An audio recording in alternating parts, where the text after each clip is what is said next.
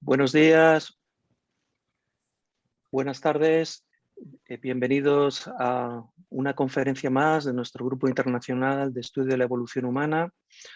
Hoy vamos a tener el placer de asistir a una interesantísima conferencia del doctor David Rabadá y Vives, que es un paleontólogo y divulgador científico que se doctoró en Ciencias Geológicas en 1995 por la Universidad de Barcelona.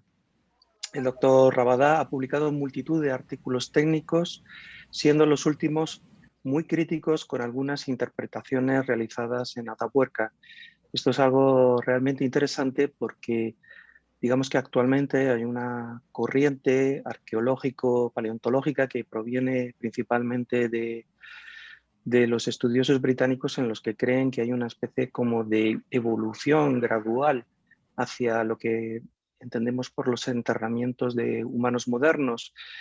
Sin embargo, esta interpretación puede ser contestada y podríamos incluso preguntarnos si los enterramientos de seres humanos solo tienen lugar con los humanos modernos y puede que con los neandertales. Es una cuestión interesantísima que vamos a poder la oportunidad de valorar a lo largo de la conferencia del doctor Rabadá. Ha recibido distintos premios como la Fundación Eduard Fontserè de Ciencias en 1996, la mención especial del UPC de Ciencia Ficción, el Albert Pérez Bastardas de Periodismo Científico en 2003, el Premio de Natura Ciudad de Valls en 1992 y 1995 y el Ciudad de Viladecans de Narrativa en 2005. Es también autor de libros Un Déu pels ignorants, Les 5 cares de la Terra, Educar, Educamos Todos de 2007, Quién fracasó con el fracaso escolar de 2008, Cristo, Mito al desnudo de 2015, COVID, Crisis o Oportunidades de 2020, Prejuicios y Evolución Humana de 2020 y es coautor de Ciencias de la Tierra y del Medio Ambiente en 2008. Actualmente es profesor de Ciencias Geológicas, académico de la ACVC, redactor de Cataluña Vanguardista y responsable de comunicación de profesores de secundaria. Sin más dilación, damos paso al doctor David Rabadá. Bueno, muchísimas gracias por la presentación, Mario, que nos conocemos desde años. Gracias a la UNAM por la invitación, gracias al doctor Altamirano por toda la tramitación y todo el equipo que le rodea. Y empezamos ya. Hoy de pocas palabras y el protocolo, el que sea necesario, pero vamos al tajo directamente. Bueno, en ciencia lo que se plantea siempre es que se discutan las cosas. Discutir significa en ciencia, usted lo sabe muy bien, no enfadarse, significa contrastar informaciones. El caso de Atapuerca es un caso donde la discusión científica, sin enfadarse, casi no existe. Y ese va a ser el tema de hoy. Os voy a poner un ejemplo de cómo unas teorías oficiales se mantienen durante mucho tiempo y las que no son oficiales, pero a lo mejor tienen otra argumentación, cada uno lo que defiende cree que tiene argumentaciones más lógicas o el lenguaje así filosófico más parsimónicas. El debate no se abre, el debate hay gente que se resiste. Vamos a empezar.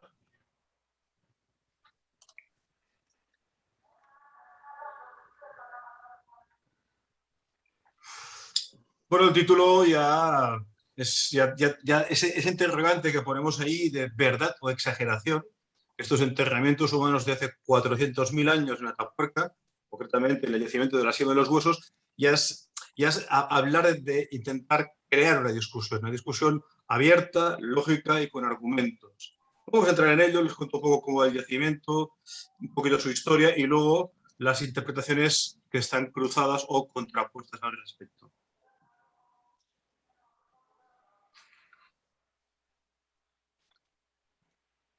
Bueno, les sitúo un poco. El yacimiento de Atapuerca realmente no es un solo yacimiento, son varios yacimientos muy importantes.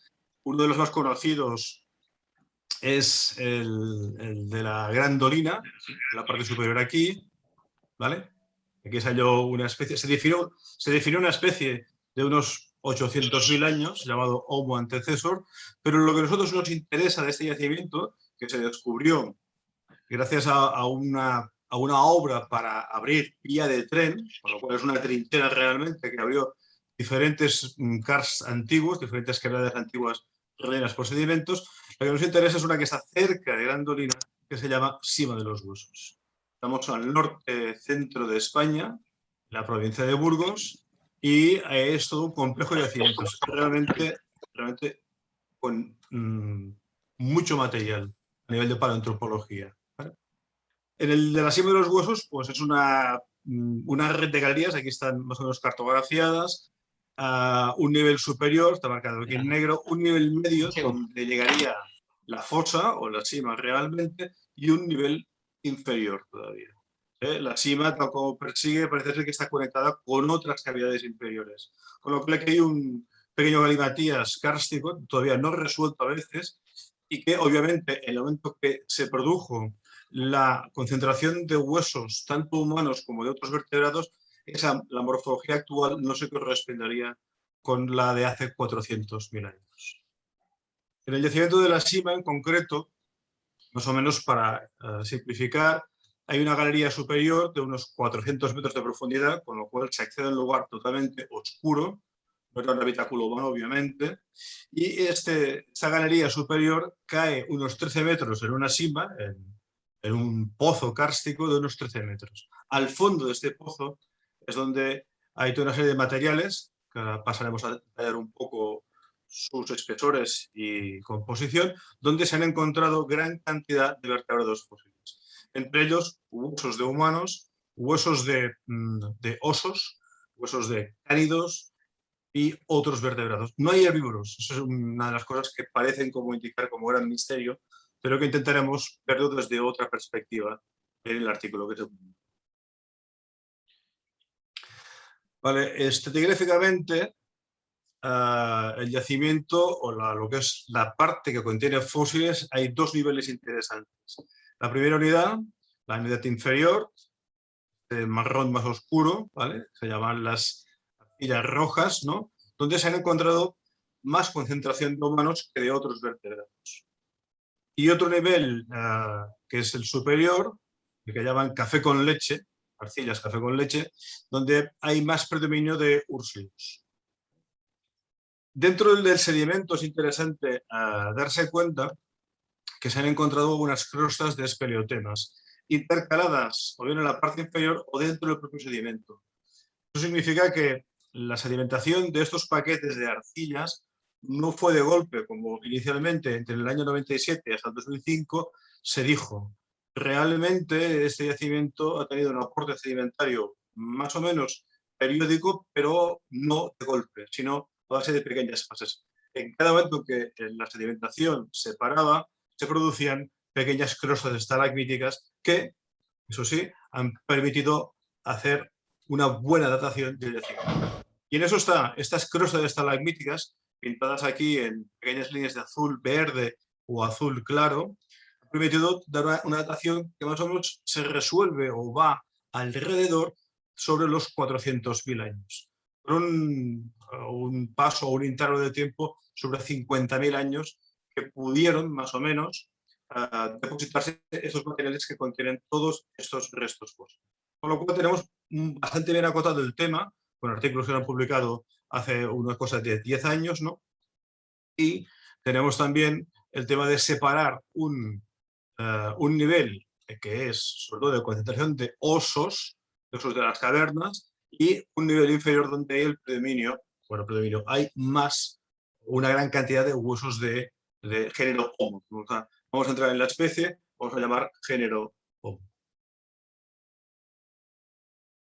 El género Homo que se ha encontrado en la parte inferior, en las arcillas rojas, aquí en Europa, cuando se habla de un neandertal muy antiguo, se le llama el Homo heidelbergensis.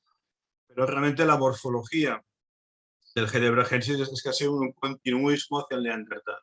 Él tiene diastema mandibular en el primer molar, tiene los pómulos muy proyectados hacia adelante, con lo cual el tema de especies es una cosa que, bueno, pues a nivel taxonómico de gente pues tiene sus discusiones, pero básicamente podríamos considerar que son neandertales antiguos lo que se han encontrado en este yacimiento y en la parte inferior. En la parte superior, en la unidad de café con leche, ¿vale?, lo que predomina son los osos de las cavernas, el Ursus espeleaus, ¿vale? Realmente se mezclan, o sea, también hay restos de humanos en la parte superior y hay también restos de úrsidos en el nivel inferior. Pero el predominio, podríamos decir, el fósil estrella en la parte superior es el oso, y el fósil que nos interesa más a los humanos, los que sea el más abundante, en la parte inferior son los del género Homo. Los esperotemas que hemos llamado son lo que han permitido hacer la datación del yacimiento y, ya insisto, son sobre 400.000 años con su fluctuación o su baremo de error. Y eso, vuelvo a insistir, fue una sedimentación episódica. Es muy interesante porque para interpretar el yacimiento, si la sedimentación es episódica, eso indica unas cosas y no otras. Bueno, el plano del yacimiento, donde se encuentran pues, los osos humanos, tiene este aspecto. O sea, realmente tiene una concentración de osos brutal dentro de las arcillas, de diferentes grupos, ¿eh? Lo que podemos decir es que en el nivel inferior sigue predominando el oso, luego predominan los humanos y finalmente los cánidos, entre otros carnívoros. No hay herbívoros en el yacimiento, con lo cual aquí han interpretado que es muy raro que no hubiera herbívoros. Hay muchos yacimientos trampa en Europa donde no se encuentran herbívoros. Y en la excavación que se hizo de Atapuerca, más o menos hasta el momento, puede variar un poco la proporción, pero en 4 metros cúbicos de excavación se han encontrado los restos de un mínimo de población humana sobre unos 28 individuos. Estoy contando mandíbulas, fémures y haciendo cálculos a nivel de número de individuos posible en el yacimiento. Realmente significa que hay una concentración tremenda de huesos dentro de este nivel. Además se encontró un bifaz que le puso el nombre de Excalibur, y bueno, también hicieron una interpretación que ahora vamos a detallar respecto a todo el ensamblaje de estas informaciones.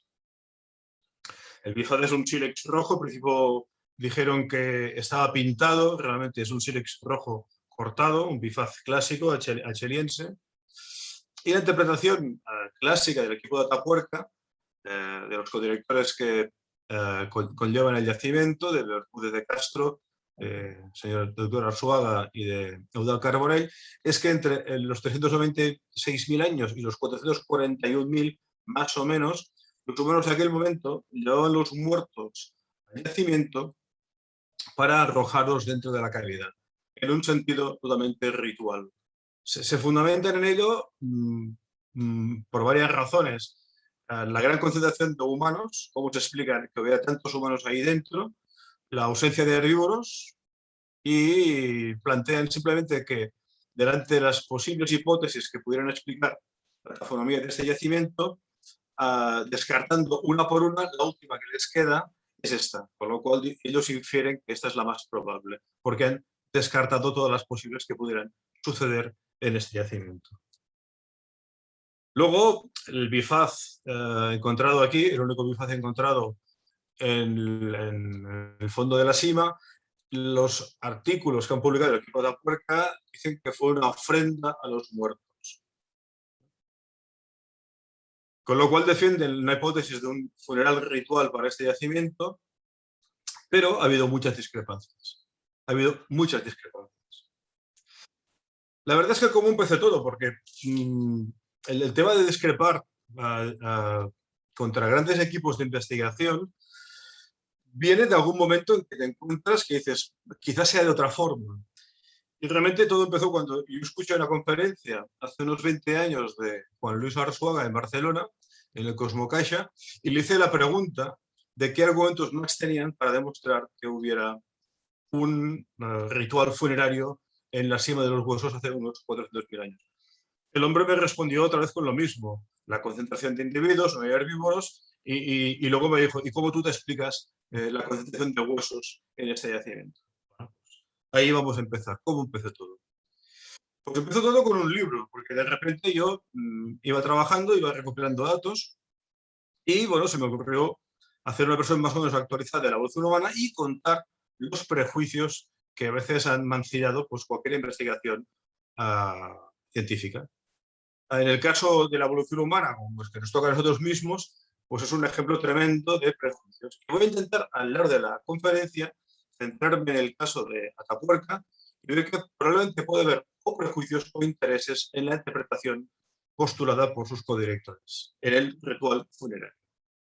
Claro, el interés de contar las cosas para que la gente te entienda es contar la evolución humana de estos 6 millones de años, pero con más salsa. O sea, realmente contar algo muy académicamente nos sirve para que la gente lo entienda. Entonces, aquí, a lo largo de este libro, donde también se llega al tema de Atapuerca, se van contando diferentes ejemplos y prejuicios que han lastrado a veces el avance de la ciencia. La ciencia, como la historia, a veces podríamos decir que son 4 pasos para adelante y 3 para atrás. Y cuesta mucho a veces que la lógica se imponga y haga que las cosas vayan a una velocidad más o menos positiva. Bajemos ahora al infierno de la senda de los huesos, en Atapuerca, provincia de Burgos, en el estado de España. Concretamente, publicamos un artículo en 2015 en el Spanish Journal of Paleontology diciendo que el funeral ritual no encajaba con todos los datos taxonómicos publicados por el equipo de Atapuerca. Al cabo de 3 años, en una revista, en un proceeding, se publicó un modelo matemático diciendo lo mismo y citando el artículo del 2015. Nos pusimos en contacto con los autores del proceeding, nos dijeron, no, si el artículo del Spanish Journal nos inspiró para elaborar el modelo matemático. Ambos artículos dicen que el ritual funerario es imposible. El segundo artículo del 2018 en base a modelos matemáticos, a cálculos, y nosotros en base a, básicamente, contrastar datos geológicos, paleocológicos y tafonómicos. Vamos a ello. Bueno, el funeral de Atapuerca lo que podemos preguntar es si es falsable. O sea, cogemos, como ellos hicieron, coger diferentes hipótesis, descartar y decir, oye, pues esta parece la más lógica, ¿no? Entonces, proponer una hipótesis alternativa, abierta a discusión, insisto, abierta a una discusión científica. Para ello, cogimos datos de taxonomía publicados en los yacimientos, hay muchísima cosa publicada. Después, datos de paleoecología también publicados, otros de elaboración propia. Y finalmente, la geología que nos dice sobre el tema kárstico y la formación de yacimientos fosilíferos en su sitio. Vamos a hacer los 3 capítulos, taxonomía, paleoecología, geología. Vamos a ver estos 3 puntos, hacia dónde nos cierran y qué nos proponen. A nivel de taxonomía, ya había cosas publicadas por gente que ya contradijo el equipo de Atapuerca muy tempranamente. Incluso en el año 97, cuando ya se propuso la teoría del ritual funerario, a Peter Andrews y Yolanda Fernández Calvo ya publicaron que los huesos de aquí, de la sien de los huesos, estaban llenos de mordidas, que faltaban muchas partes, que no había huesos de conexión. Una versión en el 2001 volvió a reincidir en el mismo con más datos ampliados. Y finalmente, una versión del 2013 de un autor, de Arnold, junto con ya codirectores de Atapuerca, también reconocían lo anterior, pero con menos proporción de huesos. O sea, por ejemplo, los primeros autores decían que el 90% de los fémures estaban mordidos, en el artículo del 2013 decían que era el 40%, por ejemplo. Pero igualmente, la realidad, y seguimos con ello, es que faltan de los esqueletos humanos, faltan muchísimas partes. El 60% de esos posibles 20 y pico individuos falta el 60% de sus esqueletos. Con lo cual hay algo sesgado en este yacimiento. Luego hay una alta frecuencia de fémures, húmeros y tibias. Es decir, lo que más frecuencia tiene el yacimiento son extremidades, donde hay más proteína para comer. Bajo esos datos, Peter Andrews y Yolanda Fernández Calvo indicaban que hubo un transporte selectivo, que probablemente hubo una primera acumulación fuera de encima de los huesos y que luego la dinámica kárstica arrastró los huesos dentro del sino hasta el fondo de la cima de los huesos. Luego, aparte de eso, es que los huesos humanos están bastante o muy afectados por mordisqueo de carnívoros. Si nos ceñimos a los dedos de Peter Andrews y Yolanda Fernández Calvo, en los fémures, el 90% de los fémures, que es lo que contiene gran cantidad de proteína, estaban mordidos. Y en el resto de huesos en general, el 50% mostraban incisiones de carnívoros. Luego también encontraban que había huesos redondeados, o sea, que habían dado vueltas en el seno del sedimento y como los cantos rodados de un río habían sufrido abrasión en su contorno. Con lo cual, lo que teníamos aquí, según estos autores, era una asociación fósil retrabajada, que provino de otra parte y la propia dinámica del karst retrabajó. No llegaban a más conclusiones, no negaban que hubiera un reto funerario, se quedaban hasta ese punto. Muy bien, vamos a ver ahora la segunda parte, que sería la paleoecología. Y vamos a ver los datos que se han publicado en el propio equipo de Atapuerca, cómo se pueden interpretar de otra forma, a nivel de datos ecológicos antiguos, que podemos inferir que el equipo no ha hecho. Dicen que no hay herbívoros y que eso es un gran misterio, con lo cual justifican que la cueva no fue lugar de actividad humana, porque si no, si hubiera habido allí actividad humana, los hubieran traído, los hubieran cortado, o si hubieran sido carnívoros los que entraban en la cueva, a lo mejor hubieran entrado también restos de herbívoros cazados.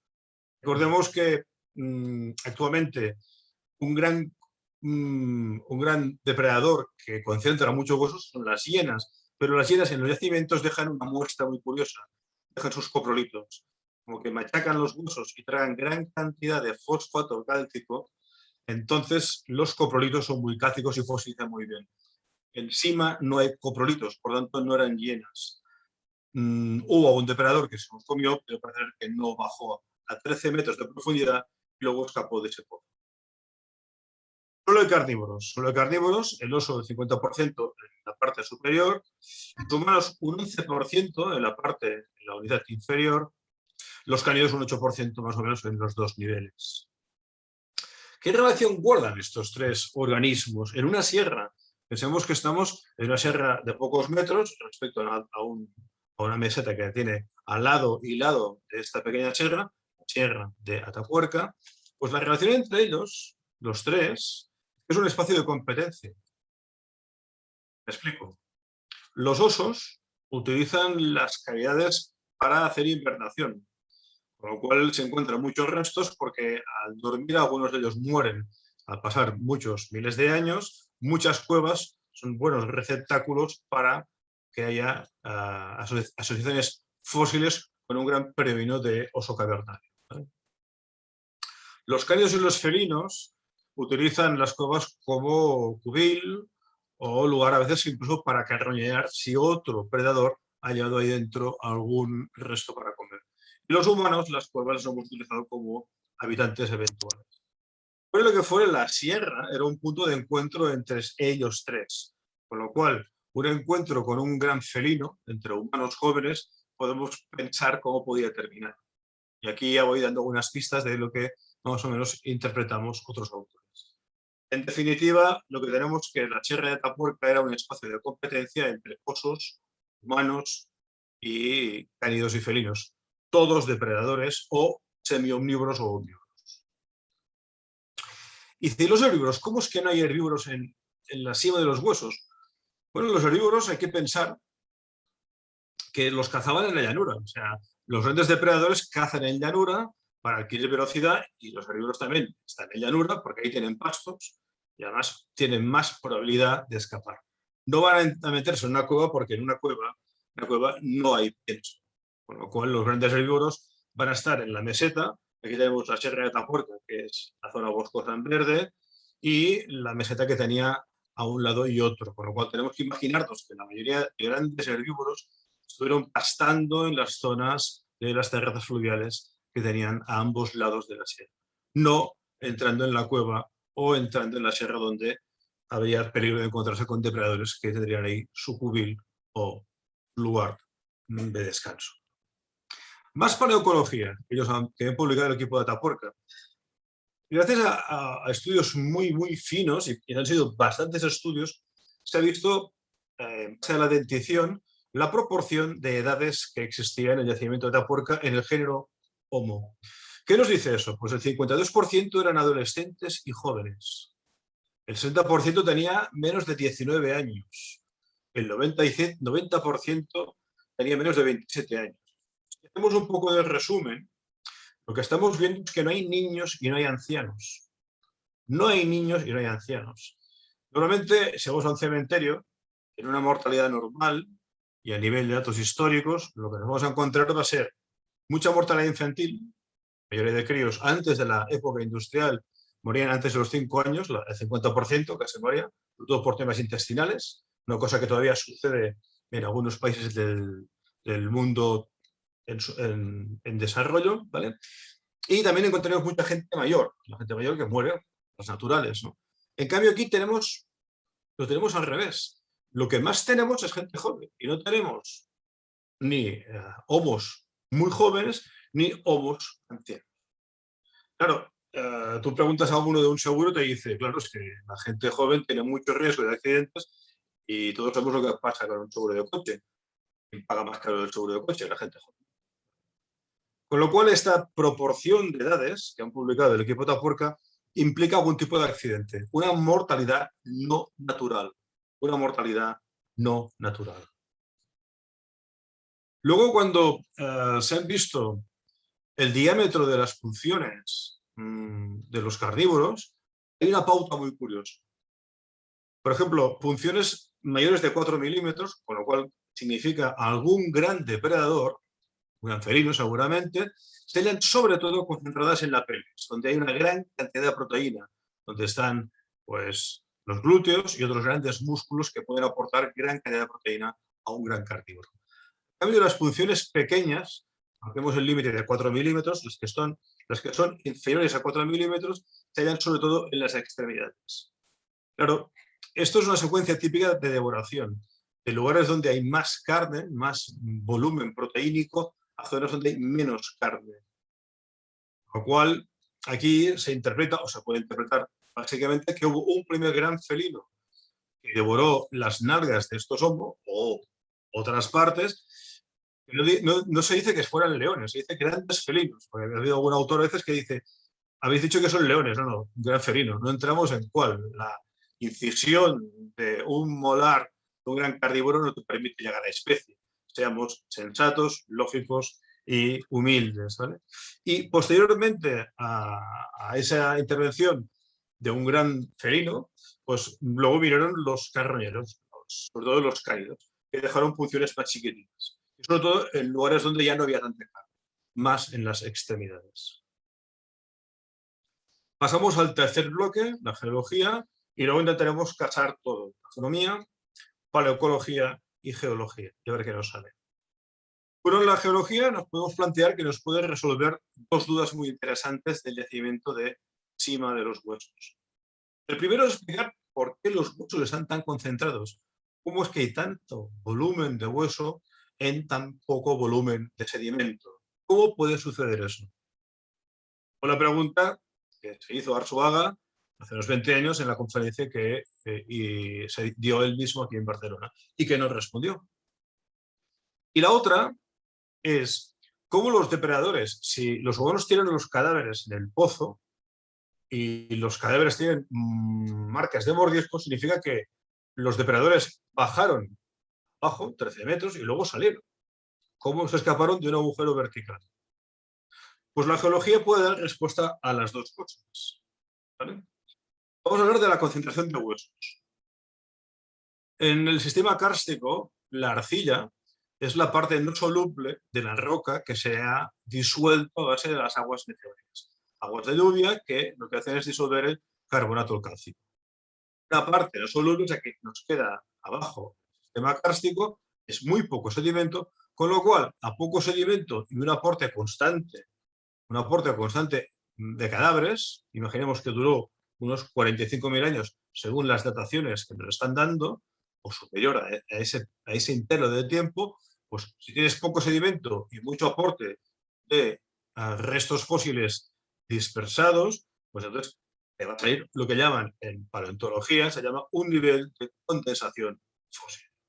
Nivel de condensación fósil. A más café en polvo en un café con leche, más concentrado, simplemente. Tenemos muchos huesos, poco sedimento, gran concentración. Eso sucede en muchos yacimientos kársticos, en plataformas marinas, sucede en muchos yacimientos paleontológicos. Se llama así, nivel de condensación fósil. ¿Vale? Por lo tanto, el tema de la concentración queda resuelto con datos geológicos y estudiados en muchos yacimientos del mundo. ¿Vale? Si nos fijamos además, estos huesos, fíjense en la primera diapositiva que les mostré del yacimiento, fíjense que están orientados. Esto no lo han dicho, pero claro, las fotos que a mí me han podido pasar del yacimiento, encuentro muchos huesos orientados. Y si añadimos los datos de Peter Andrews y Yolanda Fernández Jalvo, que indican que estaban redondeados, esto viene de otro lugar. Esto viene de otro lugar. Vino de una cavidad superior, fue arrastrado por el agua y el agua los orientó en algunas partes del yacimiento. ¿Sabes? Muy bien. Queda la segunda parte. ¿Y cómo entraron y salieron los depredadores a través de un pozo de 13 metros? Si no hay salida por abajo, un depredador difícilmente va a poder escalar 13 metros en una caída chiquitina. Bueno, el sistema kárstico, recuerden que un sistema kárstico significa que el agua diluye, con lo cual el agua va haciendo galerías, haciendo pozos, y el agua no va a volver a subir otra vez para arriba, sino que tendrá una salida inferior, puede ser una fuente, puede ser un manantial, y obviamente hay una dinámica de gravedad. El agua entra por arriba y sale por abajo. Con lo cual, la forma de la cavidad que se indica en la cima de los huesos, se indica que saldría por encima del elefante, en otro punto. Y además, la morfología de hace 400.000 años de la cueva tiene que ser muy distinta. Se han descrito otras entradas de la cima de los huesos, pero los autores dicen que en esas épocas esas entradas no existían. Concretamente han definido 3, pero dicen que no, sin estudios de datación. Sin estudios de datación. ¿Vale? Con lo cual, la teoría sería la siguiente. Vamos a empezar a dar ya algunos datos o a recoger todo. Hubo humanos jóvenes cazados. ¿Quién tiene más riesgo de ser cazado? Pues los chavales jóvenes, los adolescentes. La gente mayor, más experimentada, no. Y los críos que se quedan en el poblado o en la zona de protección de los Homo del Paleolítico, a tener menos riesgo. ¿Vale? Este depredador se los llevó a una cavidad superior, en algún pequeño abrigo, y ahí quedaron muchos restos. Posteriormente llegaron los carroñeros, para llamarlos así, a los felinos, pelos pequeños o cánidos, y mordisquearon lo que quedaba. Luego las funciones se concentran en las extremidades y no en las partes donde había más proteína. En una cavidad, cuando hay grandes lluvias, todo se mueve, y se mueve por gravedad, se mueve de arriba hacia abajo. Con lo cual, los huesos redondeados, incluso el bifaz Excalibur, cuando fue publicado indicaron, cuando hicieron los análisis por microscopía, decían que estaba erosionado. Decían que estaba erosionado por arenas, pero interpretaban que nunca fue utilizado por los humanos. Por eso decían que fue un objeto ritual. Pero estaba erosionado. Si en un yacimiento paleontológico yo me encuentro elementos erosionados, tengo que pensar que ha habido un retrabajamiento por las corrientes del agua. Finalmente, todos estos restos mezclados, desarticulados, como hoy en día los encontramos, y algunos orientados, se concentraron dentro de la cueva. Los desplomes posteriores cerraron el acceso a otras cavidades donde quizás hubo la primera concentración de huesos y actualmente haría falta un estudio conciso de todo. Conclusiones de todo. ¿Vale? Atapuerca fue un espacio de convergencia entre distintos depredadores. Osos, cánidos, felinos y el género Homo, por supuesto. La distribución de edades de los Homo ahí presentes es anómala. No se corresponde a una muerte natural. Corresponde a algún tipo de accidente. Se propone que este accidente fue algún tipo de cacería. Fueron cazados. ¿Vale? Hubo una acumulación en una cavidad superior propuesta provocada por estos grandes carnívoros, ¿no? Luego hubo la acción posterior de los carroñeros y finalmente hubo el transporte, la mezcla y la concentración en el fondo de la cima de los. Entonces, el desplome tapando entradas originales, los directores del equipo de Atapuerca dicen que esas entradas no existían hace 400.000 años, hará falta que hagan dataciones o un estudio más profundo de la morfología original de la cueva o de la cavidad hace unos 400.000 años. Y ese estudio, si está hecho, al menos yo no lo conozco y sería muy interesante. ¿Qué hacer entonces delante de todo esto? Porque tanto el artículo que se presentó en 2015 y 2018 no provocó la discusión que se quería. Incluso aquí hay un medio bastante de gran difusión, el periódico El Diario de la Vanguardia. Se salió en La Vanguardia en una página entera y se decía claramente que se esperaba esa discusión con los codirectores de Atapuerca. Se les mandó mail, se les mandó el artículo, no ha habido nunca ninguna respuesta al respecto, ¿vale? Para tener una discusión científica simplemente, ¿vale? Con lo cual, ¿qué hay que hacer? Pues hay que seguir siendo humilde científicamente, trabajar solo con los hechos y no inventarse más cosas. Pero ya delante de toda esta ausencia de discusión, yo voy a hablar ahora más humanamente. Quizás aquí entra ya mi parte más de percepción. Ruego me perdonen ustedes, pero voy a hablar un poco de lo que yo pienso que está ocurriendo. El tema de enterramientos es algo que sucede hoy mucho en la cultura occidental, pero muchas culturas no entierran a sus muertos. Con lo cual, la visión que los humanos de hace 400.000 años enterrar a los muertos, eso es contra un prejuicio. Aplico lo que hace la cultura occidental judío-cristiana a lo que hacían los humanos de hace 400.000 años. Pero incluso el Homo sapiens actual en muchas culturas no entierran a sus muertos. Los queman, los dejan abandonados en la naturaleza o los dan para comer a otros depredadores. O sea que hay mucha variedad de comportamientos a nivel humano, a nivel cultural, que hace 400.000 años ya se enterraron a los muertos con sentido ritual. Eso lo hacemos algunas culturas humanas actuales. Incluso el obispo de Oviedo, de aquellos del año 90 y pico, escribió un libro diciendo que gracias a Atapuerca se había descubierto que hace 400.000 años los humanos ya creían en Dios. Una teoría totalmente sin ningún tipo de demostración. Pero bueno, ¿vale? Otros prejuicios posibles en Atapuerca. Otros prejuicios posibles. Por ejemplo, fíjense en el dato del dibujo. Ellos encargan dibujos a paleoartistas y este es un individuo de esa época lanzado por sus compañeros y si se fijan tiene una estructura en la cara que es el mentón, la barbilla. El mentón o barbilla solamente lo tenemos los sapiens gráciles. Los neandertales no tienen mentón o barbilla. En cambio, aquí los paleoartistas contratados por Atapuerca le han dado un aspecto de sapiens al ponerle barbilla en el dibujo del paleoartista. Dibujo encargado por el equipo de Atapuerca. O sea, hay también una intención casi de sapientizar a estos neandertales de hace 400.000 años. Este es un prejuicio, o sea, una cosa es una imagen que ellos tienen en las exposiciones y en el museo, y este dibujo es casi universal en el equipo de Atapuerca. ¿Vale? O sea, un neandertal con mentón, no podía ser. ¿Vale? Pero además, por ejemplo, en el 2013 en National Geographic, un artículo del doctor Arzuaga planteaba que los neandertales pues cogían plumas, se las ponían en la cabeza como si fueran un chivos. Con lo cual estamos también otra vez sapientizando a los neandertales. No sabemos si se decoraban la cabeza con plumas. Y eso además lo infieren a partir del yacimiento de Italia, no de Atapuerca.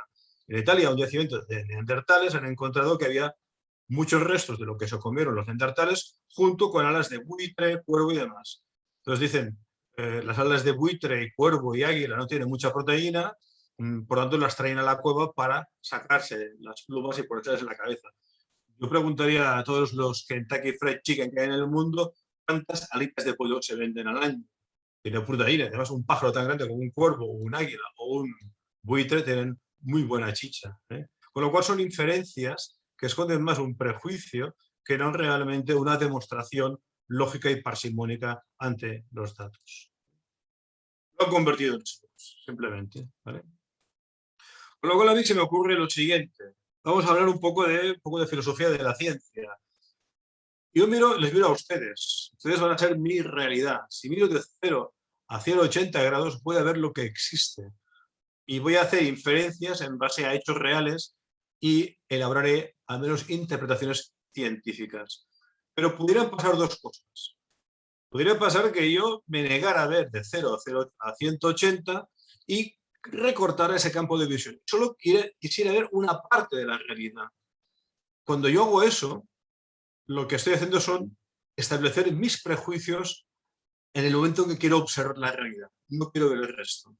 Pudiera ser que el equipo Atapuerca haya sido víctima de algunos prejuicios, como antes he comentado. Pero pudiera pasar otra cosa, que en lugar de querer ver de 0 a 80 grados lo que tengo delante, quisiera ver lo que tengo detrás, de 180 a 160. Ahora por la pantalla puedo ver mi despacho, pero sin la pantalla yo no podría ver lo que tengo detrás. Con lo cual me inventaría la realidad. Y en ese invento de la realidad lo que haría sería ciencia ficción bajo mis intereses.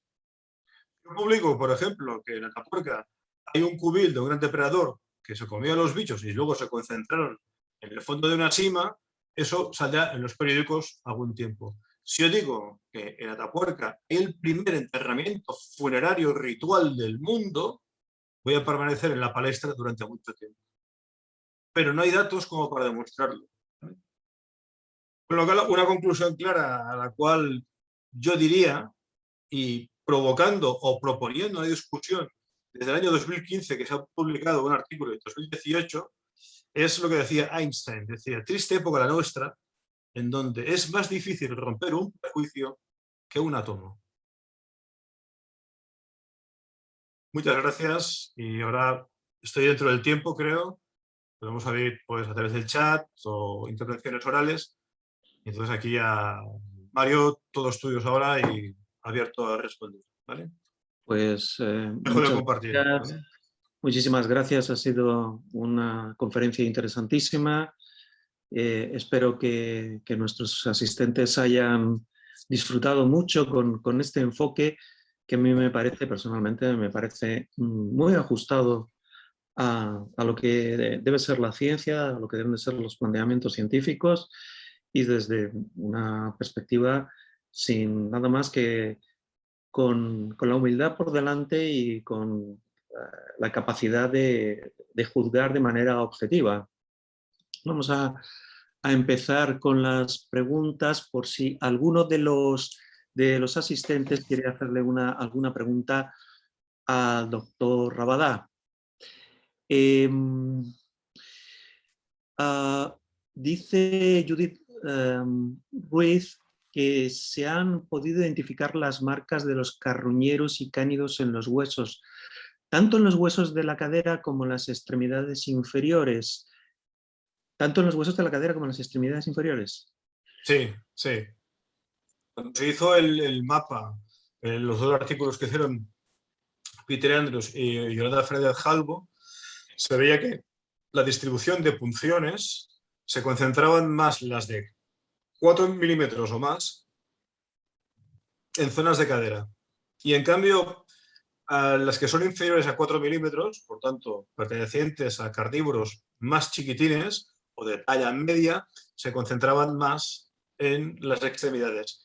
No es que hubiera un comportamiento totalmente bimodal, sino que la predominancia se daba en un sentido o en otro. ¿Vale? Con lo cual, sí. Hay otra pregunta también que dice si estaban en huesos frescos. Según Peter Andrews y Yolanda Fernández-Halbo, eso se dio en huesos frescos. Yo personalmente también opino lo mismo. Luis González pregunta, es una pregunta difícil, en cuanto a la distribución de sexo de los individuos encontrados en la cueva de Atapuerca, ¿de qué manera se distribuyeron?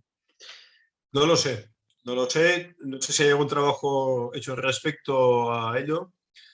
Pensemos que la variedad neandertal, y digo variedad neandertal porque sabemos que los neandertales se cruzaron con nosotros, dando descendencia fértil, y actualmente muchos sapiens en Europa y en otros continentes tienen genes neandertales, significa que éramos la misma especie, al menos desde el concepto biológico de especie. ¿vale? El método paleontológico lo dejo de lado ahora, ¿vale? Con lo cual, la variedad neandertal era mucho más robusta, de tal forma que el dimorfismo sexual, que sí que podemos ver en Sapiens, que normalmente los machos tenemos en lo que es el torus supraorbitario más desarrollado, las incisiones musculares más fuertes y demás, tenemos un cráneo de tendencia más robusta. Esto cuesta más de ver en las variedades neandertales, ¿eh? Pero yo no soy experto en neandertales, con lo cual no puedo responder a esa pregunta, lo desconozco, ¿vale? Muy bien. Pregunta también Judith Ruiz, ¿en qué momento del proceso de descomposición cadavérica se habrá dado este comportamiento por parte de los carroñeros y felinos? ¿Sería bueno hacer un análisis arqueotanatológico para poder decir si eran cuerpos o solo segmentos con tejido o sin tejido? Bueno, esto se ha planteado muchas veces y realmente tenemos que pensar que los carroñeros y los depredadores no dejan mucho tiempo la carne que se pierda. En una semana desaparece un cadáver entero. Todo el mundo aprovecha. Realmente se come la carne fresca o en estado de putrefacción o de inicio de putrefacción. Pensemos, por ejemplo, en los humanos. Cuando vamos a cazar uh, animales salvajes, o por ejemplo, cuando matamos un venado o matamos, por ejemplo, una vaca, comerse la carne el mismo día es imposible, aunque la hagas muy bien cocinada. Son muy duras. Siempre hay que dejar que la carne esté unos días reposando, si no te la puedes comer. Significa eso que cuando un gran carnívoro caza algo, que tienen buenas mandíbulas, enseguida se comen los restos, no va a quedar la carne expuesta allí durante un mes, a no ser que la entierren en el lugar fresco que hacen algunos depredadores y luego la recuperan. ¿Vale? Con lo cual tenemos que pensar que eso fue consumido bastante rápidamente, porque hay acción de felinos grandes y luego de carroñeros. Eso significa una semanita, ¿vale? Con datos actuales. Podemos pensar que sucedió durante un mes aquí. Y pregunta el doctor Alfredo Altamirano, le da al doctor Rabadán las felicitaciones por su interesante ponencia y pregunta si hay estudios paleopatológicos de los cráneos y esqueletos postcraneales de los neandertales de la cima de los huesos. Bueno, doctor Altamirano, me da en el punto crítico. Le tengo que responder que no lo sé, que no lo sé. Porque evidentemente se publican muchas cosas y no doy al abasto. No sé si ha publicado alguna cosa en ese aspecto. Si lo encuentro, ya le mandaría un mail y le diré respuesta posteriormente. La Susana Chewal sí también preguntaba en este sentido si había patologías óseas detectadas. Yo, por lo que modestamente sé, puedo decirles que la doctora Pilar Julia Pérez en su momento sí hizo algunos estudios de los humanos de la cima de los huesos. Es probable que estén incluso en el PubMed, en la Biblioteca Central de Medicina. El doctor Francisco José Pollato Ariza pregunta, a priori, ¿el sexo se puede asignar con cierta confianza en cráneos, pelvis y tal vez cajas torácicas completas? Volvemos otra vez al complejísimo tema del dimorfismo sexual. La mayoría de los restos de la cima de los huesos son difíciles de asignar a un sexo con confianza.